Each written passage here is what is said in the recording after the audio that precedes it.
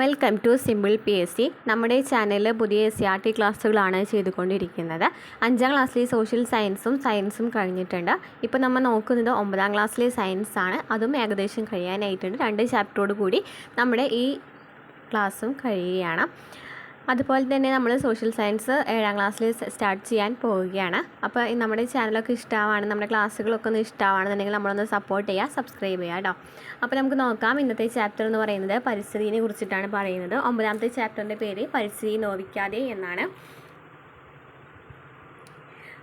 മാലിന്യങ്ങൾ കത്തിക്കലും വായു മലിനീകരണവും. പ്ലാസ്റ്റിക് ഉൾപ്പെടെയുള്ള ഖരമാലിന്യങ്ങൾ കത്തുമ്പോൾ എന്തൊക്കെ പദാർത്ഥങ്ങളാണ് ഉണ്ടാകുന്നത്? പ്ലാസ്റ്റിക്കും മറ്റും കത്തിക്കുമ്പോൾ കത്തി തീരാതെ അവശേഷിക്കുന്ന വസ്തുക്കൾ ഉണ്ടാവില്ലേ? നമ്മൾ പ്ലാസ്റ്റിക് എന്ന് പറയുന്നത് ഭയങ്കര ബുദ്ധിമുട്ടുള്ള സംഭവമാണ്.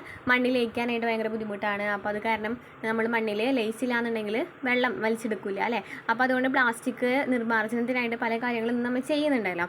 അപ്പം അതിനെക്കുറിച്ചിട്ടാണ് ഇവിടെ പറയുന്നത്. പ്ലാസ്റ്റിക് ഉൾപ്പെടെയുള്ള മാലിന്യങ്ങൾ കത്തിക്കുമ്പോൾ തന്നെ എന്തുണ്ടായിരിക്കും? പുകയും വായു ഉണ്ടായിരിക്കും. അത് ശ്വസിക്കുമ്പോൾ അത് ആരൊക്കെയാണ് ശ്വസിക്കുന്നത്? മനുഷ്യർ, ജന്തുക്കൾ, സസ്യങ്ങൾ എന്നിവരെല്ലാവരും അത് ശ്വസിക്കും. അതുപോലെ തന്നെ കത്തി തീരാത്ത അവശിഷ്ടങ്ങളും ഉണ്ടായിരിക്കും അല്ലേ? അതിൽ കത്തി തീരാത്ത അവശിഷ്ടങ്ങൾ ഉണ്ടായിരിക്കും. പിന്നെ ജലം, അതുപോലെ തന്നെ ഈ വെള്ളം നമ്മൾ അങ്ങനെ അവശിഷ്ടങ്ങൾ എടുക്കുന്ന ജലം എന്ന് പറയുന്നത് ആരൊക്കെ കുടിക്കുന്നുണ്ട്? മനുഷ്യൻ, ജന്തുക്കൾ, സസ്യങ്ങളൊക്കെ കുടിക്കുന്നുണ്ട്. അതുപോലെ തന്നെ മണ്ണിൽ ആരുടെയൊക്കെ ആവാസമുണ്ട്? മണ്ണിൽ ആവാസം എന്ന് പറയുന്നത് മനുഷ്യർ, ജന്തുക്കൾ, സസ്യങ്ങളൊക്കെ ആവാസിക്കുന്നുണ്ട്. അപ്പോൾ മനുഷ്യർ, ജന്തുക്കൾ, അതായത് നമ്മുടെ ചുറ്റുപാടുള്ള എല്ലാവരെയും പ്ലാസ്റ്റിക് എന്ന് പറയുന്ന കാര്യം എല്ലാവരെയും അത് ആശ്രയിച്ചിട്ടാണ് ഇരിക്കുന്നത്. അപ്പോൾ ഭയങ്കര ബുദ്ധിമുട്ടാണ് അല്ലേ അതുണ്ടെന്നുണ്ടെങ്കിൽ? പ്ലാസ്റ്റിക് കത്തിക്കുകയാണെന്നുണ്ടെങ്കിൽ ഭയങ്കര ബുദ്ധിമുട്ടാണ്. അപ്പോൾ പ്ലാസ്റ്റിക് നിർമ്മാർജ്ജനത്തിനായിട്ട് കേരള സർക്കാർ കുറേ പദ്ധതികളൊക്കെ നടപ്പിലാക്കി വരുന്നുണ്ടല്ലേ? നമ്മുടെ വീടുകളിലൊക്കെ വരാറുണ്ടല്ലോ അല്ലേ പ്ലാസ്റ്റിക് കൊടുക്കാനായിട്ടൊക്കെ. അപ്പം പ്ലാസ്റ്റിക് ഉൾപ്പെടെയുള്ള മാലിന്യങ്ങൾ കത്തിക്കുമ്പോഴുണ്ടാകുന്ന രാസവസ്തുക്കൾ ഏതൊക്കെയാണ് എന്ന് ചോദിച്ചിട്ടുണ്ട്. അത് ഇമ്പോർട്ടൻ്റ് ആണ് കേട്ടോ.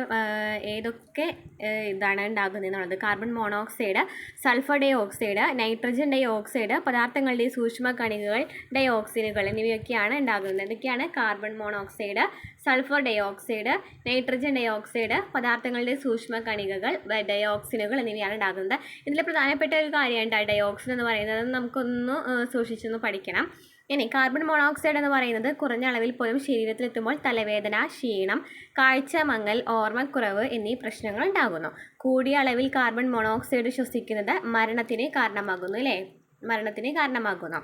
ഇനി സൾഫർ ഡൈ ഓക്സൈഡ് എന്ന് പറയുന്നത് ഹൃദയസ്പന്ദമായും ശ്വാസകോശ സംബന്ധമായുമുള്ള അസുഖങ്ങൾക്ക് കാരണമാകുന്നുണ്ട്. സൾഫർ ഡൈ ഓക്സൈഡ് ഹൃദയസ്പന്ദമായിട്ടും ശ്വാസകോശ സംബന്ധമായിട്ടുള്ള അസുഖങ്ങൾക്ക് കാരണമാകുന്നുണ്ട്. നൈട്രജൻ ഡൈ ഓക്സൈഡ് ശ്വാസകോശ രോഗങ്ങൾക്ക് കാരണമാകുന്നു. നൈട്രജൻ ഡൈ ഓക്സൈഡ് എന്ന് പറയുന്നത് ശ്വാസകോശ രോഗങ്ങൾക്ക് കാരണമാകുന്നു.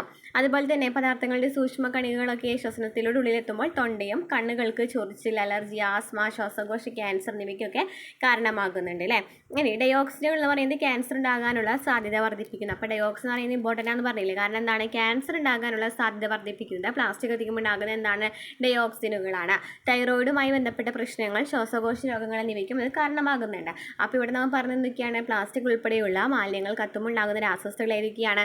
Carbon monoxide, sulphur dioxide, nitrogen dioxide, സൂക്ഷ്മകണികളായ പദാർത്ഥങ്ങൾ, അതുപോലെ തന്നെ ഡയോക്സിനുകൾ. ഡയോക്സിനുകളാണ് എന്തിന് കാരണമാകുന്നത്? ക്യാൻസറിന് കാരണമാകുന്ന രാസവസ്തു ഉണ്ടാക്കുന്നത്. വായുവിലെ ഘടകങ്ങൾ ഏതൊക്കെയാണ്? വായുവിലെ ഘടകങ്ങൾ എന്ന് പറയുന്നത് നമ്മൾ കഴിഞ്ഞ ചാപ്റ്ററിലൊക്കെ പറഞ്ഞിട്ടുണ്ടായിരുന്നു. വായുവിലെ ഘടകങ്ങൾ എന്ന് പറയുന്നത് നൈട്രജൻ എന്ന് പറയുന്നത് 78%. നൈട്രജൻ എന്ന് പറയുന്നത് 78%. കാർബൺ ഡൈ ഓക്സൈഡ് 0.4ഉം ഓക്സിജൻ എന്ന് പറയുന്നത് 21%. ബാക്കിയുള്ളവർക്ക് 0.96 ആണ് അല്ലേ? അപ്പോൾ നൈട്രജൻ എന്ന് പറയുന്നത് 78%, ഓക്സിജൻ 21%, കാർബൺ ഡൈ ഓക്സൈഡ് 0.4ഉം മറ്റുള്ളവ 0.96 ആണ്. ഇനി വായു മലിനീകരണം എന്ന് പറയുന്നത് എന്താണ്? അപ്പോൾ ഇതൊക്കെ പറഞ്ഞു വരുന്നത് എന്താണ്? വായു മലിനീകരണം എങ്ങനെയാണ് ഉണ്ടാകുന്നതെന്നാണ്. അന്തരീക്ഷ വായുവിൽ പുകയും വിഷവാതകങ്ങളും മറ്റു രാസപദാർത്ഥങ്ങളും കലരുന്ന മൂലമാണ് വായുമലിനീകരണം ഉണ്ടാകുന്നത്. അഗ്നിപർവ്വത സ്ഫോടനം, ഭൂകമ്പം തുടങ്ങിയ പ്രകൃതി പ്രതിഭാസങ്ങളും കാട്ടുതീയും വായുമലിനീകരണത്തിന് കാരണമാകുന്നുണ്ട്. മനുഷ്യരുടെ വിവേചനരഹിതമായ പ്രവർത്തനങ്ങളാണ് വായുമലിനീകരണത്തിന് പ്രധാന കാരണമെന്ന് പറയുന്നത്. അപ്പം പ്രകൃതിയാൽ തന്നെ വായുമലിനീകരണപ്പെടുന്നുണ്ട്. അതുപോലെ തന്നെ മനുഷ്യന്മാരുടെ ഇടപെടലുകൾ കൂടി എന്ത് നടക്കുന്നുണ്ട്? വായുമലിനീകരണം നടക്കുന്നുണ്ട് അല്ലേ? അഗ്നിപർവ്വത സ്ഫോടനം, ഭൂകമ്പം തുടങ്ങിയ പ്രകൃതി പ്രതിഭാസങ്ങളും കാട്ടുതീയൊക്കെ എന്തിന് കാരണമാകുന്നുണ്ട്? വായു മലിനീകരണത്തിന് കാരണമാകുന്നുണ്ട്. ഇനി പാചക ഇന്ധനങ്ങളും വായുമലിനീകരണം. എങ്ങനെയാണ് പാചക ഇന്ധനങ്ങൾ എന്ന് പറയുന്നത് വായുമലിനീകരണത്തിന് കാരണമാകുന്നതെന്നാണ് പറയുന്നത്. അപ്പോൾ വിറക്, മണ്ണെണ്ണ, പാചകവാതകം തുടങ്ങിയ ഇന്ധനങ്ങൾ കത്തുമ്പോഴും എന്ത് സംഭവിക്കുന്നുണ്ട്? വിവിധ രാസവസ്തുക്കൾ പുറന്തള്ളപ്പെടുന്നുണ്ട് അല്ലേ? അപ്പോൾ എന്തൊക്കെയാണ്? Carbon dioxide, carbon monoxide, nitrogen dioxide, പദാർത്ഥങ്ങളുടെ സൂക്ഷ്മ കണികകൾ തുടങ്ങിയ രാസവസ്തുക്കളാണ് പ്രധാനമായും പുറത്തു വരുന്നത്. അപ്പോൾ നമ്മൾ നേരത്തെ പറഞ്ഞു പ്ലാസ്റ്റിക് കത്തുമ്പോൾ ഉണ്ടാകുന്ന അതേ സംഭവങ്ങളാണല്ലേ ഇവിടെ പറയുന്നത്. പക്ഷേ ഇവിടെ മാറുന്ന എന്താണ്? കാർബൺ ഡൈ ഓക്സൈഡ് വരുന്നുണ്ട്. അതുപോലെ തന്നെ ഡൈ ഓക്സൈഡ് എന്ന് പറയുന്ന സംഭവം ഇവിടെ ഇല്ല. ബാക്കിയൊക്കെ സെയിം തന്നെയാണ്. അപ്പോൾ carbon dioxide, carbon monoxide, nitrogen dioxide, പദാർത്ഥങ്ങളുടെ സൂക്ഷ്മ കണികകൾ എന്നിവ ഉണ്ടാകുന്നുണ്ട്. അപ്പോൾ ഇവിടെ നമ്മൾ പറഞ്ഞത് കാർബൺ ഡൈ ഓക്സൈഡ് ഉണ്ടാകുന്നുണ്ട്. പിന്നെ എന്താണ് മറ്റേതിൽ പ്ലാസ്റ്റിക് കത്തുമ്പോൾ ഡൈ ഓക്സൈഡ് ഉണ്ടായിരുന്നു, പക്ഷെ അത് ഇവിടെ ഉണ്ടാകുന്നില്ല. അപ്പോൾ ഇവ അമിതമായി ശ്വസിക്കുന്നത് മൂലമാണ് ആരോഗ്യ പ്രശ്നങ്ങൾ ഉണ്ടാകുന്നതെന്ന് പറയുന്നുണ്ട്. അപ്പോൾ ഇവ വായുമലിനീകരണം ഉണ്ടാവാതിരിക്കാൻ, അല്ലെങ്കിൽ ഇപ്പോൾ നന്നായി പുക വരാതെ നമുക്ക് നന്നായി കത്തുന്നതിന് വേണ്ടി എന്തൊക്കെ ഉണ്ടായിരിക്കണം? നമുക്ക് നമ്മളൊരു അടുപ്പിലാണ് കത്തിക്കുന്നതെങ്കിൽ നന്നായിട്ടൊരു എയർ സർക്കുലേഷൻ ഉണ്ടായിരിക്കണം അല്ലേ? അതുപോലെ തന്നെ എന്താണ് മതിയായ വെന്റിലേഷൻ, ചിമ്മിനി നിർമ്മിക്കൽ എന്നിവയൊക്കെ വായുമലിനീകരണം നിയന്ത്രിക്കാൻ വേണ്ടി ഉപയോഗിക്കുന്ന കാര്യങ്ങളാണ്. ഇനി വാഹനങ്ങൾ എങ്ങനെയാണ് വായുമലിനീകരണത്തിന് കാരണമാകുന്നതെന്നാണ് പറയുന്നത്. പെട്രോൾ, ഡീസൽ ഇന്ധനങ്ങൾ ഉപയോഗിച്ച് വാഹനങ്ങളുടെ എഞ്ചിൻ പ്രവർത്തിക്കുമ്പോഴും sulphur dioxide, nitrogen dioxide, carbon monoxide, പദാർത്ഥങ്ങളുടെ സൂക്ഷ്മ കണികകൾ എന്നിവ പുറത്തു വരുന്നുണ്ട്. ഇവ വായുവിൽ കലരുന്നതും വായുമലിനീകരണത്തിന് ഇടയാക്കുന്നു. അപ്പോൾ ഇവിടെ എന്താണ് മെയിനായിട്ട് പറഞ്ഞത്? വാഹനങ്ങളിൽ നിന്ന് പുറത്തു വരുന്നത് ഏതൊക്കെയാണ്? Sulphur dioxide, nitrogen dioxide, carbon monoxide, പദാർത്ഥങ്ങളുടെ സൂക്ഷ്മ കണികകൾ എന്നിവ പുറത്തു വരുന്നു. ഇനി കേരളത്തിലെ വാഹന പെരുപ്പം എന്ന് പറയുന്നുണ്ട്. അപ്പോൾ വാഹനങ്ങൾ കൂടുന്തോറും എന്ത് സംഭവിക്കുകയാണ് ചെയ്യുന്നത്? വായുമലിനീകരണം കൂടാണ് അല്ലേ ചെയ്യുന്നത്. അപ്പോൾ എങ്ങനെയാണ്? നമുക്കറിയാം ആദ്യത്തേനേക്കാളും പണ്ടൊക്കെ സൈക്കിളാണ് ഉപയോഗിച്ചിരുന്നെങ്കിൽ ഇപ്പോൾ എല്ലാ വീടുകളിലും കാറാണ് അല്ലേ? അപ്പോൾ പല മാറ്റങ്ങളും ഓരോ കൊല്ലം തോറും, അതാണ് ഈ ഗ്രാഫിൽ പറയുന്നത്. നോക്കിയാൽ 2013 മുതൽ 2023 വരെ എങ്ങനെയാണ് ഇൻക്രീസ് ചെയ്യുന്നത്? 80 ലക്ഷത്തിലുണ്ടായിരുന്നത് എത്രയായി മാറി? 1,63,00,000 മാറില്ലേ വാഹനങ്ങൾ എന്ന് പറയുന്നത്. അപ്പോൾ വാഹനങ്ങളുടെ എണ്ണം ഇൻക്രീസ് ചെയ്യുമ്പോഴും എന്തിന് കാരണമാകുന്നുണ്ട്? വായുമലിനീകരണത്തിന് കാരണമാകുന്നുണ്ട് അല്ലേ? ഇനി പുക പരിശോധന, നമ്മൾ വാഹനങ്ങളൊക്കെ പുക പരിശോധന സർട്ടിഫിക്കറ്റ് നമ്മളിപ്പോൾ എന്തെങ്കിലുമൊക്കെ ആവശ്യപ്പെടും, ഒക്കെ ചെയ്യുമ്പോൾ നമ്മൾ എന്ത് ചെയ്യണം? പുക പരിശോധന വേണം അല്ലേ? നമുക്ക് അത്രയും ഒരു വർഷം കൂടുമ്പോൾ എത്രയാണ് കൂടുമ്പോൾ നമ്മൾ എന്ത് ചെയ്യണം? പുക പരിശോധന നടത്തണം വണ്ടിയിലൊക്കെ. അതെന്തുകൊണ്ടാണ് വാഹനപുക പരിശോധന കണ്ടെത്തുന്നത് നമുക്ക് നോക്കാം. വാഹനങ്ങളുടെ പുകയിൽ അനുവദനീയമായതിൽ കൂടുതൽ ദോഷകരമായ രാസവസ്തുക്കൾ അടങ്ങിയിട്ടുണ്ടോ എന്ന് കണ്ടെത്തുന്നതിനാണ് പുക പരിശോധന നടത്തുന്നത്.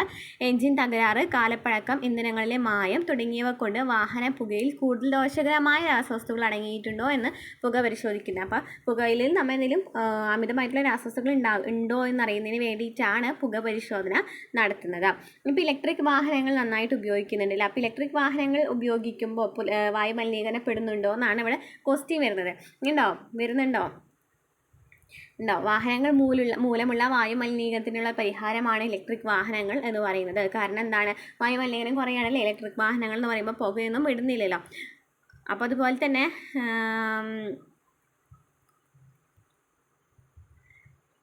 നമ്മുടെ രാജ്യത്ത് വായുമലിനീകരണം എങ്ങനെയെല്ലാം സംഭവിക്കുന്നതെന്ന് താഴെ കൊടുത്തിരിക്കുന്നതിൽ നോക്കാനായിട്ട് പറഞ്ഞിട്ടുണ്ട്. പൊടിപടലങ്ങൾ, നിർമ്മാണ പ്രവർത്തനങ്ങൾ 45%, മാലിന്യങ്ങൾ കത്തിക്കൽ 17%, വാഹനങ്ങൾ 14%, ഡീസൽ ജനറേറ്റർ 9%, വ്യവസായങ്ങൾ 8%, ഗാർഹിക പാചകം 7%.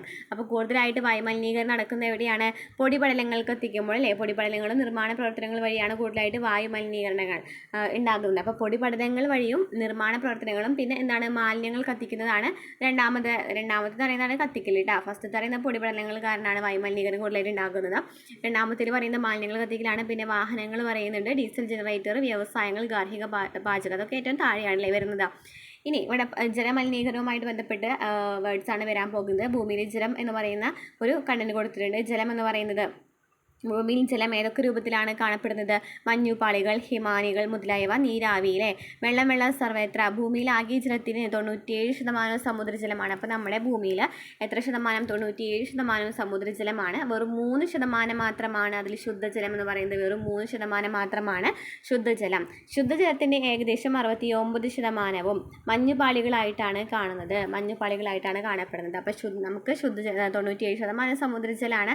അതിൽ 3% മാത്രമാണ് ശുദ്ധജലം ഉള്ളത്. ആ ശുദ്ധജലത്തിലും 69% മഞ്ഞുപാളികളാണ്. നമുക്ക് ഉപയോഗിക്കാനായിട്ട് പറ്റില്ല. അപ്പോൾ അതിൽ 30% ഭൂഗർഭജലമാണ്. 30% ഭൂഗർഭജലമായിട്ട് മാറി. അതുപോലെ തന്നെ ബാക്കി 69% പറയുന്നത് മഞ്ഞുപാളികളായിട്ട് മാറി. അപ്പോൾ നമുക്കുള്ള ശുദ്ധജലത്തിൻ്റെ അളവ് എത്രയാണ്? 0.3% മാത്രമാണ് അല്ലേ? 0.3% മാത്രമാണ് നമ്മുടെ കായലുകളിലും നദികളിലും കുളങ്ങളിലും ഉൾപ്പെട്ട എല്ലാ ജലാശയങ്ങളും ഉള്ളത്. 0.3% ആണ്. അപ്പോൾ ഭൂമിയിൽ 97% ഉപ്പുജലമാണ്. അതിൽ ശുദ്ധജലം എന്ന് പറയുന്നത് 3%. അതിൽ തന്നെ മഞ്ഞുപാളി 68.7% എടുത്തു. ഭൂഗർഭജലം 30.1% എടുത്തു. അതുപോലെ തന്നെ ഉപരിതല ജലം മറ്റുള്ളതും കൂടിയിട്ട് എത്രയാണ് വരുന്നത്? ഉപരിതല ജലം നമുക്ക് ഉപയോഗിക്കാൻ പറ്റുന്നത് 0.3% വരുന്നത്. അപ്പോൾ ഇതാണ് നമ്മൾ നന്നായിട്ട് സൂക്ഷിച്ച് വെള്ളം ഉപയോഗിക്കണം എന്നാണ് ഇവിടെ പറഞ്ഞു തരുന്നത് കേട്ടോ. ഇനി പുഴ അന്നും ഇന്നും എന്ന് പറയുന്നുണ്ട്. പുഴകളിലൊക്കെ മാലിന്യങ്ങൾ കൊണ്ടിടുമ്പോഴും എന്ത് സംഭവിക്കുന്നുണ്ട്? ജലമലിനീകരണം നടക്കുന്നുണ്ടല്ലേ.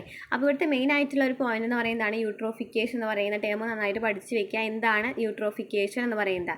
ജലാശയങ്ങളിൽ ആൽഗ പോലുള്ള ജലസസ്യങ്ങളുടെ അമിത വളർച്ചയ്ക്ക് യൂട്രോഫിക്കേഷൻ എന്ന പ്രതിഭാസം കാരണമാകുന്നു. ജലാശയങ്ങളിൽ ആൽഗ പോലെയുള്ള ജലസസ്യങ്ങളുടെ അമിത വളർച്ചയ്ക്ക് എന്ത് കാരണമാകുന്നുണ്ട്? യൂട്രോഫിക്കേഷൻ എന്ന പ്രതിഭാസം കാരണമാകുന്നുണ്ട്.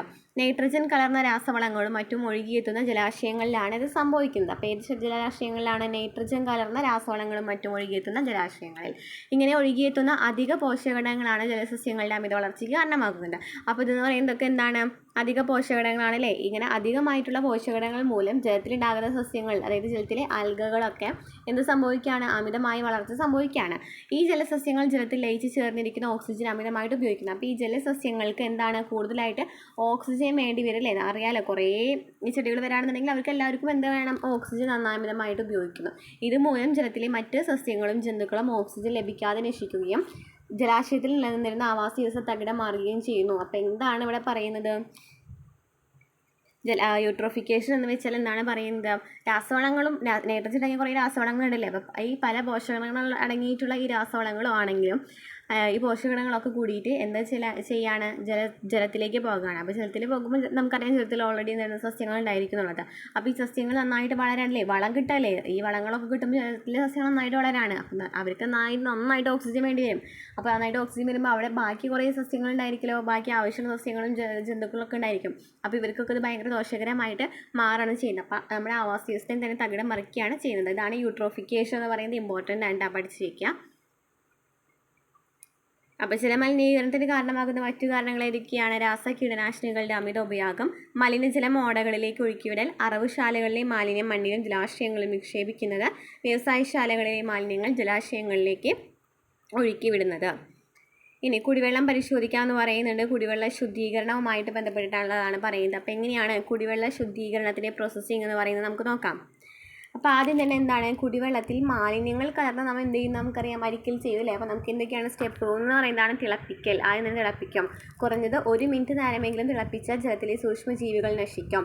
എന്നാൽ ജലത്തിൽ അലിഞ്ഞു ചേർന്നിട്ടുള്ള ഘടകങ്ങൾ നിലനിൽക്കും. അരിക്കൽ എന്ന് പറയുന്നതോ?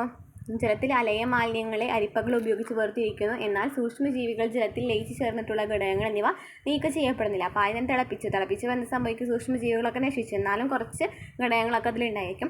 അപ്പോൾ അരിക്കൽ എന്ന് പറഞ്ഞാൽ എന്താണ്? അലയ മാലിന്യങ്ങൾ ഉണ്ടായി, ലയിക്കാത്ത മാലിന്യങ്ങൾ ഉണ്ടായിരിക്കും. അത് അരിപ്പ വഴി അരിക്കുകയാണ് ചെയ്യുന്നത്. അപ്പോഴും അവിടെ എന്തില്ല? സൂക്ഷ്മജീവികളും കുറച്ച് ഘടകങ്ങളും അവിടെ നീക്കം ചെയ്യപ്പെടുന്നില്ല. അങ്ങനെ അടിയിക്കൽ, ജലത്തിലുള്ള അലയ മാലിന്യങ്ങൾ അടിയാനായിട്ട് അനുവദിക്കുന്നു. മുകളിൽ തെളിയുന്ന ജലത്തെ വേർതിരിച്ച് ഉപയോഗിക്കാം.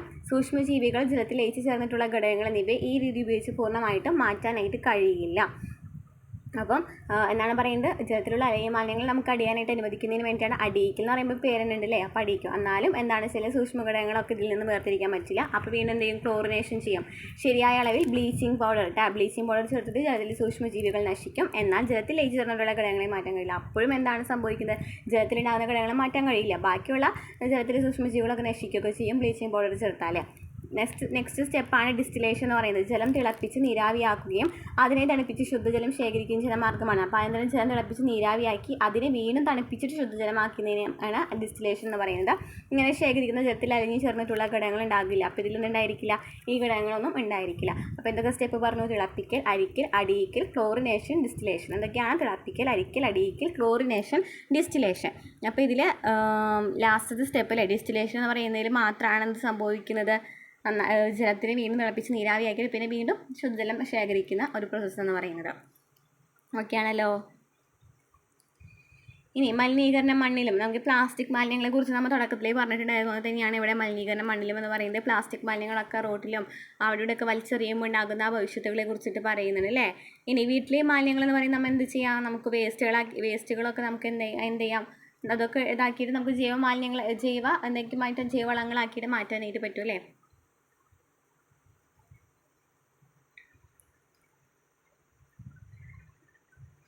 അതാണ് പറയുന്നത് മണ്ണിര കമ്പോസ്റ്റിങ്, വായു സമ്പർക്ക കമ്പോസ്റ്റിങ്, ജൈവവാതക നിർമ്മാണം വഴിയൊക്കെ എന്ത് സംഭവിക്കാം, നമുക്കിതൊക്കെ നന്നായിട്ട് നമുക്ക് യൂസ്ഫുൾ ആയിട്ടുള്ള ഇതിൽ നമുക്ക് ഉപയോഗിക്കാനായിട്ട് പറ്റും അല്ലേ. അപ്പോൾ മണ്ണിരകൾ ഉപയോഗിച്ച് നിർമ്മിക്കുന്ന വളമാണ് മണ്ണിര കമ്പോസ്റ്റ് എന്ന് പറയുന്നത്. അതുപോലെ തന്നെ എന്താണ് മണ്ണിര കമ്പോസ്റ്റിംഗ് എന്ന് പറയുന്നത് പ്ലാസ്റ്റിക് പാത്രം, വലിയ ചട്ടി, സിമെൻറ്റ് കൊണ്ട് ഉണ്ടാക്കിയ ടാങ്ക് എന്നിവ മണ്ണിര കമ്പോസ്റ്റിംഗ് നടത്തുന്നതിനായിട്ട് ഉപയോഗിക്കുന്നുണ്ട്. അപ്പോൾ ഇതൊക്കെ നമ്മളെ ചെടികൾക്കും കൂടി നല്ല വളമായിട്ട് മാറുന്നുണ്ട്. അപ്പോൾ ഇങ്ങനെ ചെയ്യുകയാണെന്നുണ്ടെങ്കിൽ നമുക്ക് എന്ത് സംഭവിക്കും, നമുക്ക് എന്തൊക്കെ മാറ്റം, നമ്മൾക്ക് ഈ വേസ്റ്റുകളൊക്കെ എങ്ങനെയാണ് നമുക്ക് നിർമ്മാർജ്ജനം ചെയ്യാനറിയില്ല. അപ്പോൾ നമുക്ക് പ്ലാസ്റ്റിക്കൊക്കെ നമുക്ക് ഇപ്പോൾ വരുന്നുണ്ട് വീടുകളിൽ കൊടുക്കാനായിട്ട്. അപ്പോൾ ബാക്കിയുള്ള മാലിന്യങ്ങൾ നമ്മൾ എന്ത് ചെയ്യും, നമ്മൾ ഇതുപോലെ തന്നെ വളമായിട്ട് ഉപയോഗിച്ചാൽ നമുക്കും അത് യൂസ്ഫുൾ ആയിട്ടുള്ള കാര്യമാണല്ലോ. അപ്പോൾ അതാണ് അവിടെ പറയുന്നത്. ജീവമാലിന്യങ്ങളെ സൂക്ഷ്മാണുക്കളുടെ സഹായത്തോടെ ചെറു രാസസംയുക്തങ്ങളായിട്ട് വിഘടിപ്പിക്കാനായിട്ട് കഴിയും. ഇവ ചീർണിച്ചുണ്ടാകുന്ന നൈട്രേറ്റ്, ഫോസ്ഫേറ്റ്, സൾഫേറ്റ് എന്നിവ സസ്യങ്ങളുടെ വളർച്ചയ്ക്ക് സഹായകമാണ്. അതിനാൽ ഇവയെ വളമായി ഉപയോഗിക്കാനായിട്ട് കഴിയുന്നു. പിന്നെ ജൈവവാതക നിർമ്മാണം അല്ലെങ്കിൽ ബയോഗ്യാസ് പ്രൊഡക്ഷൻ ഇപ്പോൾ പല വീടുകളിലുണ്ട് അല്ലേ. ഓക്സിജൻ്റെ അഭാവത്തിൽ മാലിന്യം സംസ്കരിച്ച് ഇന്ധനമാക്കി മാറ്റുവാൻ സാധിക്കുന്ന സംവിധാനമാണ് ബയോഗ്യാസ് പ്ലാന്റ്. ഇതിൽ മാലിന്യ സംസ്കരണം നടക്കുന്നതിനോടൊപ്പം പാചകവാതകം ഉൽപ്പന്നമായിട്ട് ലഭിക്കുകയും ചെയ്യുന്നു. ഇനി ഇവിടെ 3 ടേംസുകളെ കുറിച്ച് പറയുന്നുണ്ട്. എന്തൊക്കെയാണ് ടേംസ് പറയുന്നത്, അജൈവ മാലിന്യങ്ങളുടെ അളവിൽ കുറവ് വരുത്തുന്നതിനായിട്ട് ലോകമാകെ സ്വീകരിച്ചിട്ടുള്ള തന്ത്രങ്ങൾ ഏതൊക്കെയാണെന്നാണ് പറഞ്ഞിരിക്കുന്നത്. ഒന്ന് പറയുന്നത് എന്താണ്, റെഡ്യൂസ്. 3 R ആണ് അല്ലേ നൽകിയിട്ടുള്ളത്. ഫസ്റ്റത്തെ പറയുന്നത് റെഡ്യൂസ് ആണ്. റെഡ്യൂസ് എന്ന് വെച്ചാൽ എന്താണ്, ഉപയോഗം പരമാവധി കുറയ്ക്കുക. ആറിന് വെച്ചാൽ എന്താ, പിന്നത്തെ ആറെന്ന് വെച്ചാൽ റീയൂസ് ആണ്. പിന്നെ പുനരുപയോഗിക്കേണ്ടവ, കൂടിയ ഗ്രേഡുള്ളത് മാത്രം. റീസൈക്കിൾ എന്ന് വെച്ചാൽ എന്താണ്, പുനഃചക്രമണം ചെയ്യുന്നവ. നമുക്കറിയാമല്ലോ റെഡ്യൂസ് ചെയ്യുന്നത് പ്ലാസ്റ്റിക് കപ്പുകളും പ്ലാസ്റ്റിക് ആയിട്ടുള്ള സംഭവങ്ങളൊക്കെ നമുക്ക് കുറേയൊക്കെ റെഡ്യൂസ് ചെയ്യാനായിട്ട് പറ്റും. അല്ലാന്നുണ്ടെങ്കിൽ നമുക്കത് വീണ്ടും ഉപയോഗിക്കാനായിട്ട് പറ്റും. അല്ലാന്നുണ്ടെങ്കിൽ നമ്മൾ എന്ത് ചെയ്യാം, പുനഃചക്രമണം, റീസൈക്കിൾ ചെയ്യാം അല്ലേ. അപ്പോൾ 3 സ്റ്റെപ്പ് ഏതൊക്കെയാണ്, reduce, reuse, recycle. Reduce, reuse, recycle. പിന്നെ ഹരിതകർമ്മസേന നമ്മൾ നേരത്തെ പറഞ്ഞു അല്ലേ, നമ്മുടെ വീടുകളിൽ ഹരിതകർമ്മസേന വന്നിട്ട് എന്താണ് ചെയ്യുന്നത്, പ്ലാസ്റ്റിക്കൊക്കെ കൊണ്ട് പോകുന്നുണ്ടെന്നുള്ളത് നമ്മൾ നേരത്തെ പറഞ്ഞതാണ്. മാലിന്യമുക്ത ഹരിത വിദ്യാലയം എന്ന് പറഞ്ഞിട്ട് നൽകിയിട്ടുണ്ട്. ക്ലാസ്സിൽ ചർച്ച ചെയ്യാനായിട്ട് കുറച്ച് ടോപ്പിക്കുകളൊക്കെ കൊടുത്തേക്കണ്ട. ഉച്ചഭക്ഷണം എങ്ങനെ നിർമ്മാർജ്ജനം ചെയ്യാം, കടലാസ് എങ്ങനെ നിർമ്മാർജ്ജനം ചെയ്യാമെന്നൊക്കെ പറഞ്ഞിട്ട് ഒരു ടോപ്പിക് കൊടുത്തിട്ടുണ്ട്. അതോടുകൂടി ഈ ക്ലാസ് കഴിയാണ്ടോ. നമ്മുടെ ക്ലാസ് ഇഷ്ടമാണെങ്കിൽ നമ്മളൊന്ന് സപ്പോർട്ട് ചെയ്യാം കേട്ടോ.